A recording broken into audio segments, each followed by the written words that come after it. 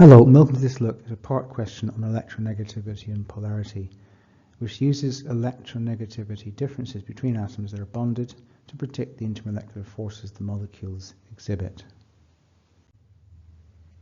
So the electronegativity definition, first of all, is the ability of an atom to attract electron density or an electron pair along a covalent bond. So they give you 5 molecules and they want you to predict which ones can make permanent dipole forces.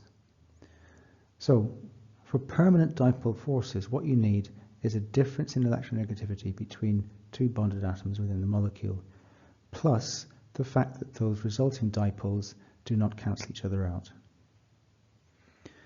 So looking at boron trifluoride, although you have polar bonds, the problem is the dipoles act in different directions and they cancel each other out, as you can see.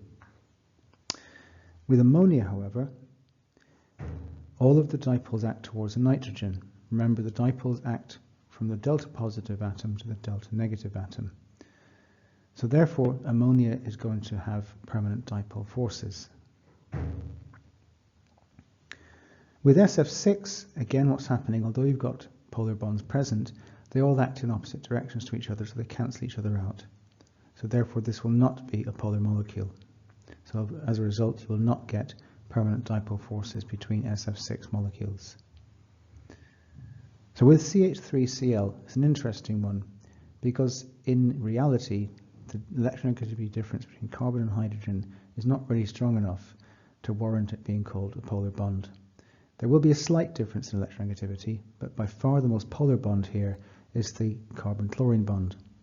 So that's the one I've illustrated with the delta plus and the delta minus here and here. So what happens is the stronger dipole acting towards a chlorine makes this molecule a polar molecule, so this will exhibit permanent dipole forces.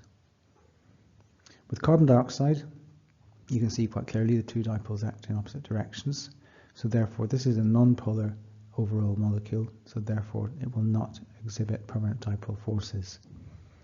So using this logic, the 2 ones that they're looking for in the mark scheme are ammonia and CH3Cl, fluoromethane. Okay, thank you for listening. Until next time, see you soon.